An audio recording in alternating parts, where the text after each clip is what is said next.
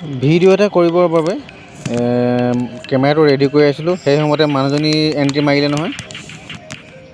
চাওকচোন কি কৰি আছে তাই পিছফালৰ পৰা। মানে ভিডিঅ'টো মানে কেমেৰাটো ৰেডিহে কৰিছিলোঁ, মানে কেমেৰাটো অন হৈ গ'ল, মই গমেই পোৱা নাছিলোঁ।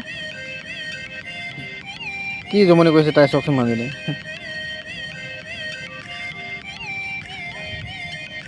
ঠিক আছে, ভিডিঅ' আকাৰে আপোনালোকক দেখুৱালোঁ। ভাল পালে লাইক কৰিব, ভুল হ'লে ক্ষমা কৰিব। ধন্যবাদ।